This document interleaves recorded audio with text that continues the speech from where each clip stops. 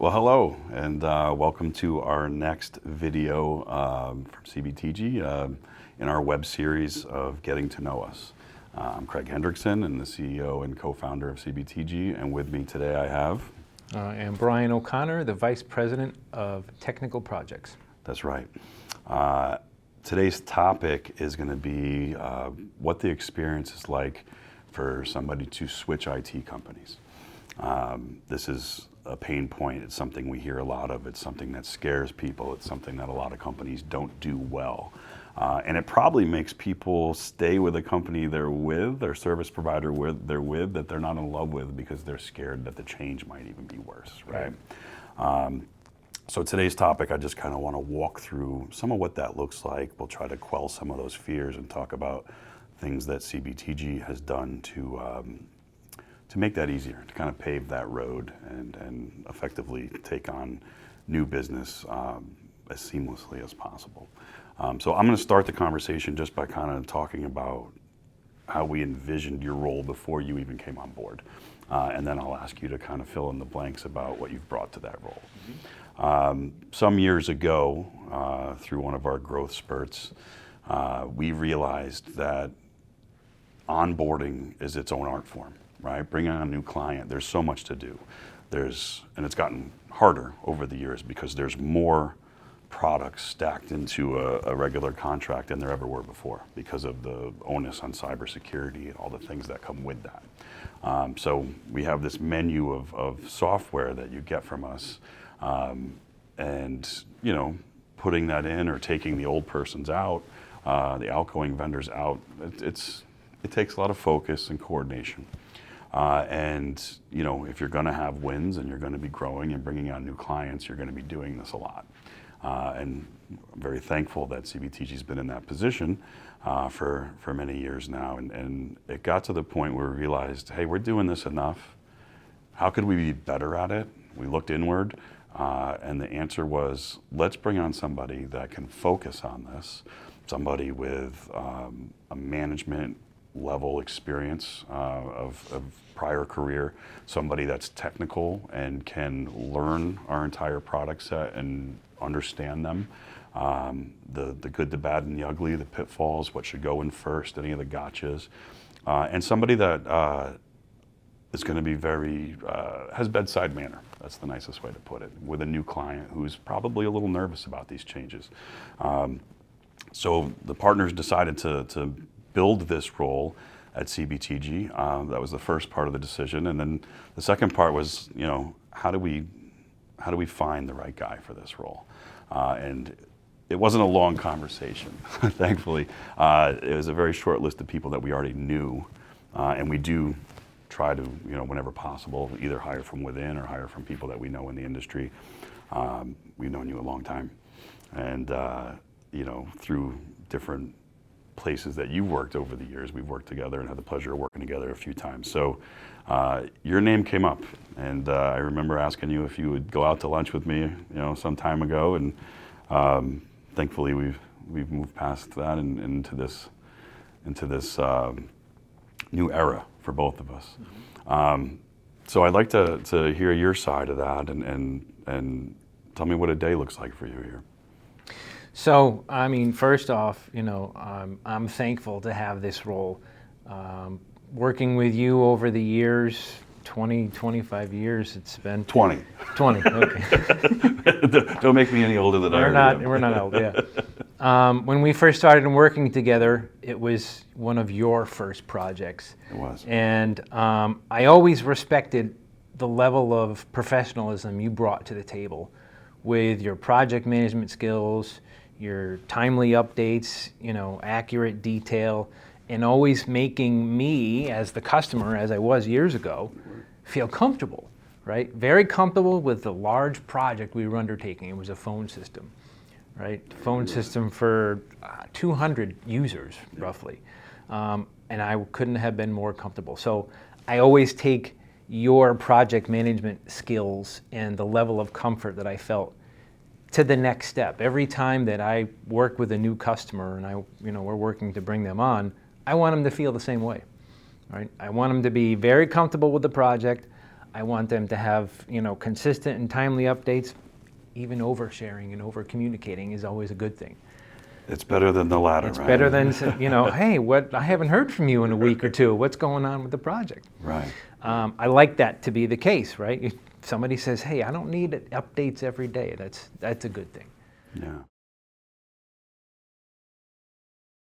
But what it looks like in a daily routine, people are scared, right? When it comes to switching out an IT provider, some people might look at us as a necessary evil, right? They don't know IT like we do, so they rely on companies like us to be that professional service. So over the last year, I spent a lot of time learning CBTG's processes, procedures, different softwares. And tweaking some of them, I might add. Tweaking some of them, successfully, yes. Yeah, Yeah, some of them needed that, so thank you. Just looking at them and making sure that it made sense, right? Some of the things might have been in place for years, and there was never a role like me to handle that and not make it better, but make it align with how the business does business with our customers and how we have to change what we do because we constantly have to change what we do. Yeah, right. We've got new compliances coming out all the time. All of the different standards are always updating every year. So we have to meet those needs. The bad guys are always figuring out ways to get into customer systems, and we have to stay on top of things and make sure that they can't do that. Doesn't look like that's ever going to change, does it? No, absolutely. As long as there's money to be made and there's the Black Hat Society, we as the White Hats will constantly be around to try to prevent them. Yeah. We'll be here. So back to what goes on daily. Some of the things that I like to let the customers know that when they're changing systems, there's no reason to be scared because the goal at the end of the day is to not ruffle any feathers, not rock the boat, make your systems work, first off, the same way that they're working today, right? We've got to make sure that your business transitions, nothing's affected, you don't have any downtime, you don't lose any money, you don't lose any data. All these things are important goals. So I use what I take from you with project management skills and all the things that I've learned over the past 20 years and how best to go about that. So usually we start with the customer's infrastructure, right? They've got to make sure that we agree with the level of support and hardware that they have, making sure that's going to meet the needs of their future, right? What does their tomorrow look like? Some of that comes out in the pre-sales audit. We do a lot of that work so that there's no surprises. There's no worst first impression than getting someone to sign a contract and then coming in to make the change and realize, what you presented them, there's a speed bump that you didn't anticipate. So we try to mitigate, and that's more on the sales team than you, but we try to mitigate those potential issues before they happen. And by the time we bring you into the mix, in a perfect world, we're ready to go and you can run through your check sheets without having a lot of those issues. Yep. So like you're saying, check sheet, because of all of the different systems that we have to have in place, it's absolutely a necessity that there's a project plan in place, that there's timelines, there's milestones, there's stakeholders involved. All of those things have to be carefully paid attention to because if they don't, you may miss something. I think this is a question we get a lot, so it makes sense for us to cover it. What are your thoughts on working with the outgoing vendor during the transition? In most cases, I feel like the outgoing vendor they're okay with what is going on. Hopefully, they're able to work with us in a professional manner. You don't ever want to step on anybody's toes for whatever reason. It absolutely makes things easier. Yeah, absolutely. And they're happy to hand over the credentials and keys to the kingdom to be able to support the customer. Because at the end of the day, they don't want a bad name. Maybe they were relieved of their contract for costs, right? Money's always probably the number one reason. but they don't want to ever have a bad name. So they want to work with the next MSP to be able to hand that over successfully. Connecticut's a small state, right? You don't want to burn any bridges when you don't have to. I would say the vast majority, upwards of 98% probably, of our new clients are coming to this relationship with an amicable split from their last relationship. And it does make things easier. We're able to coordinate with the client and make sure that they don't have any shutdowns or outages during the transition. But also, we can't just use their schedule. It has to work for our side, and also often has to work with the outgoing MSP. So that three-way communication during that 1 month overlap is key.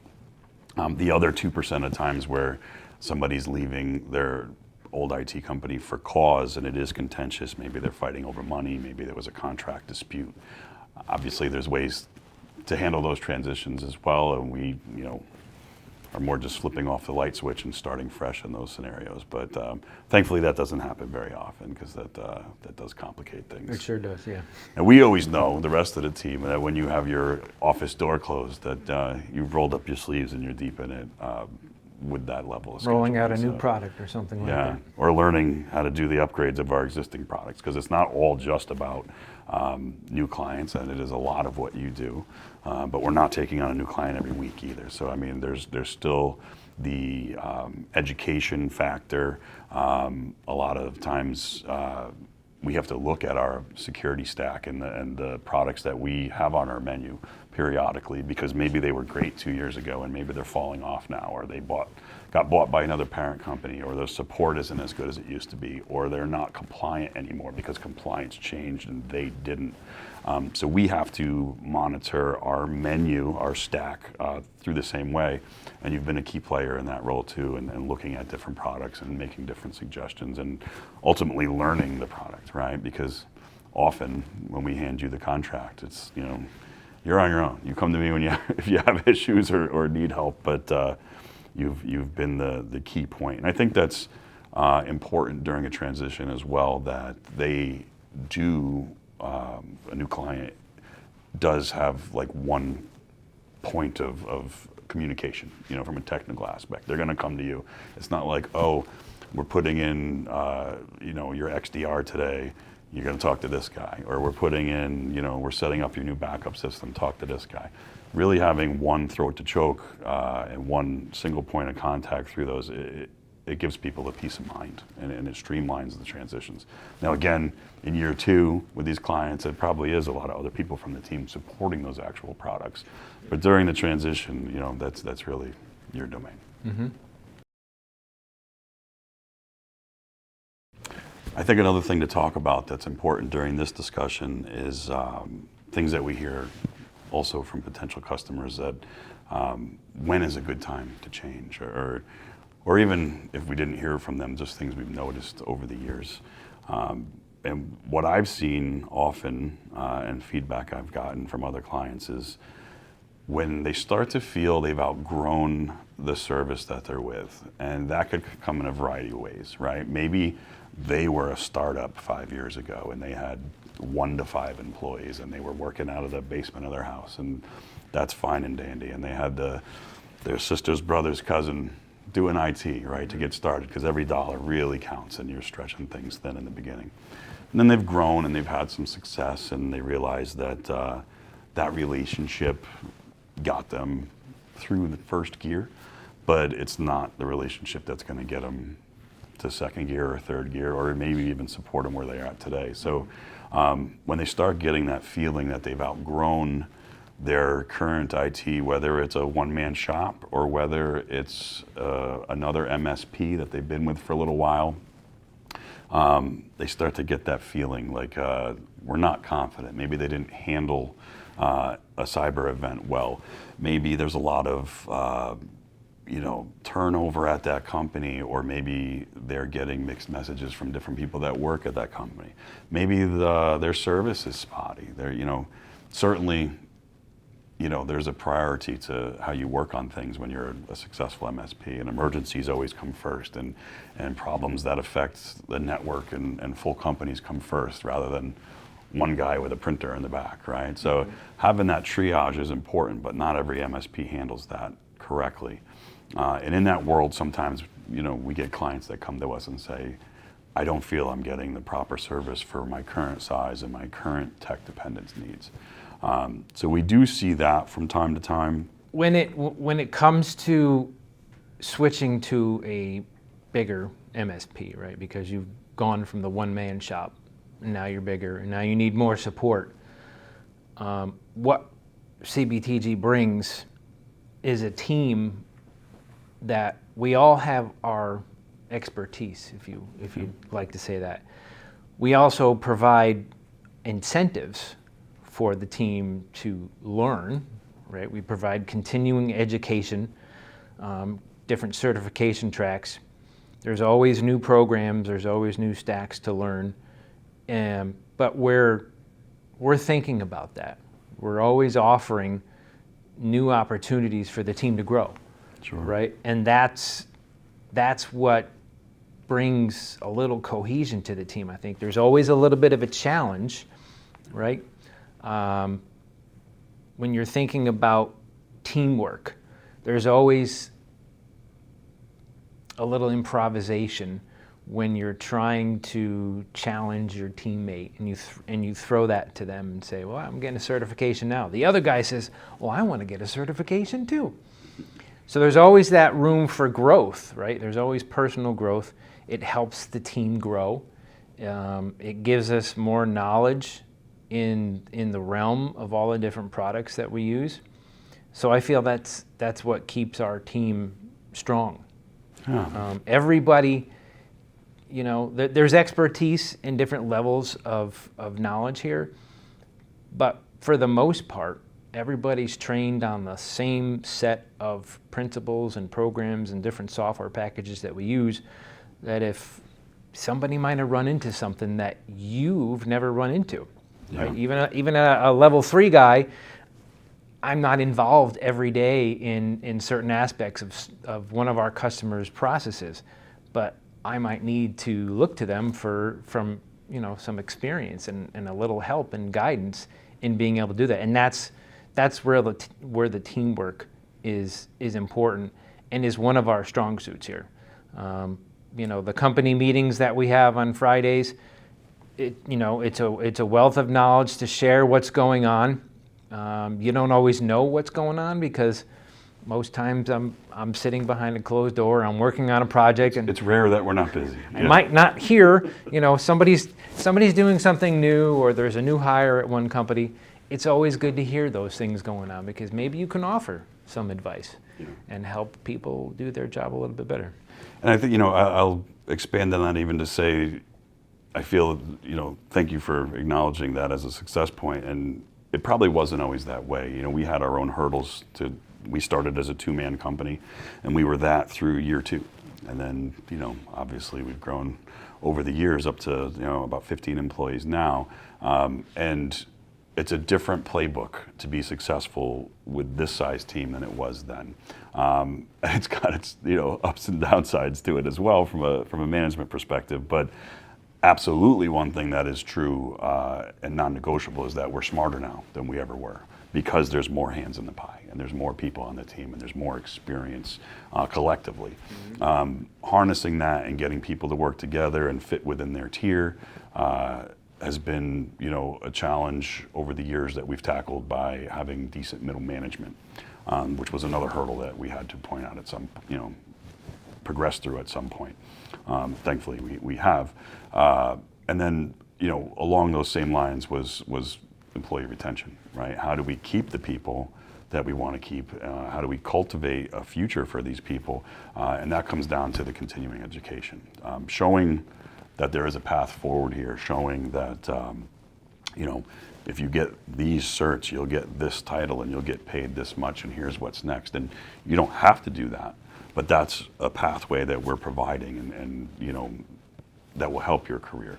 You want to specialize in something else, you want to do something that's not on this list, we have a place for that too. It's we do most things here for IT. There's very small subset of things. We don't do software development. It's the one that comes to mind, right? We're not coding here at CBTG, but everything else is on the table. So when an employee comes to me and says, well, I'm really interested in this, I like this technology, or I have a background in this, I'd like to take the next level to, that's something that we'll try to foster and cultivate and utilize, because ultimately it helps the whole team. Mm-hmm.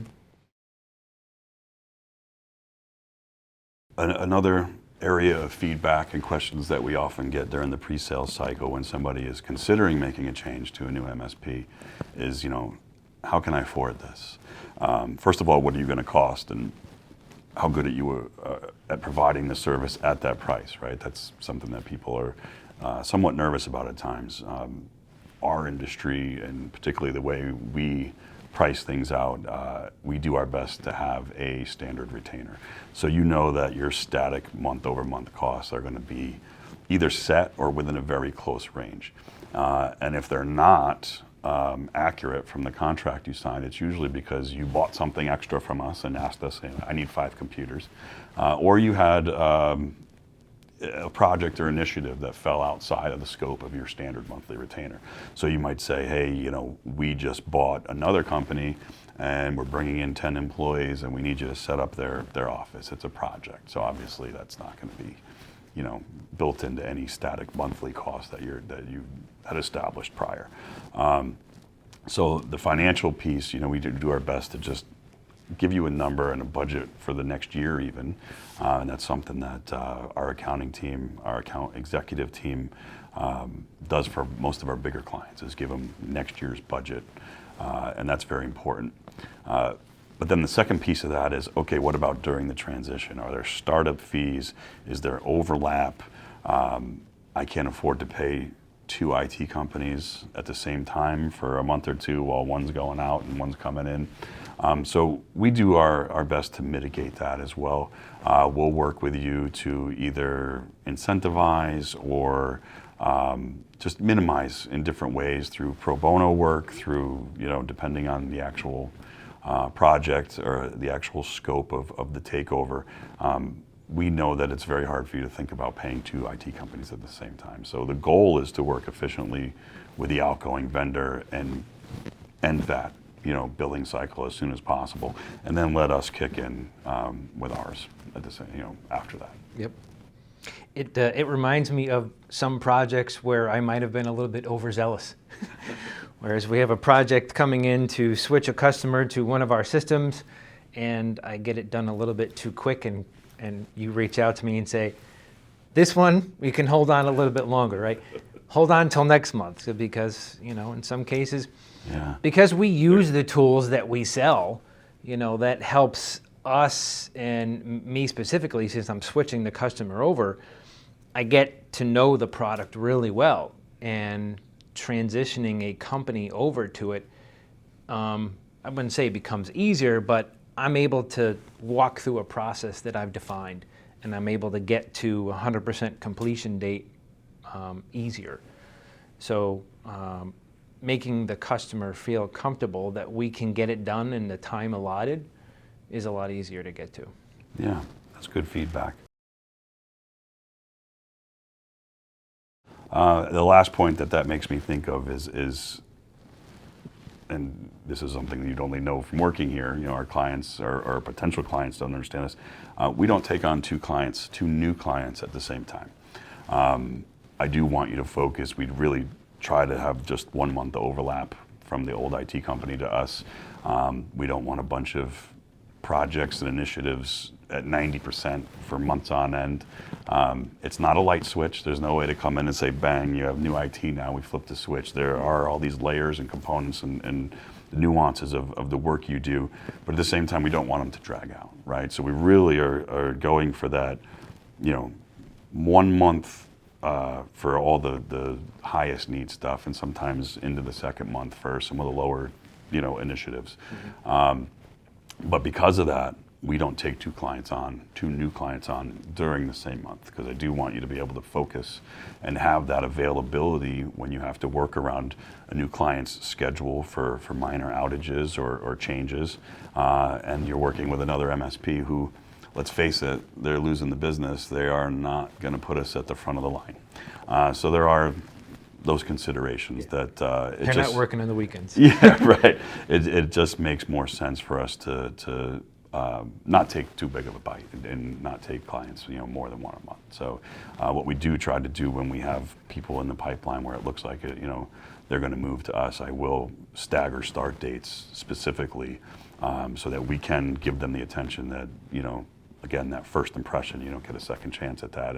And that's never been an issue for anybody coming on board. They've appreciated that in general. Yeah, and I think that being able to focus on one project at a time like that helps me, Stay sane. Get it done successfully, stay sane, because our security stack, not that it's complicated, there's a lot of different programs we use, right? We've got spam filtering, we've got web filtering, we've got user training for cybersecurity awareness. Not to mention maybe a new customer might be getting new hardware, so there's new switches getting installed, new firewalls, a new server. A lot of that might involve potential downtime that you have to schedule with the customer, especially if there's new hardware, you're replacing a server. We've got to work with them and find a time that makes sense that we can shut down their old system and bring it over to the new one. Depending on, and that's all, it's a variable time because we don't know how long it's going to take, right? We can use some calculations, but everybody's environment is different, right? Sure. The products we use are the same, but if you've got a very small server to a larger environment, the time is going to take a little bit longer, so we've got to plan it out better. And having the ability to focus on that one project at a time, that helps us get to the success rate. It's a key to your success, right? Yes, absolutely. Well, I'll close by vowing to keep that the way we do things here. Appreciate it. I'd like to keep you happy if possible. So I want to thank you for your time today in this little chat. I appreciate it. I'm sure you'll be joining me for a few more of these in the future. Thank you. Thanks for having me.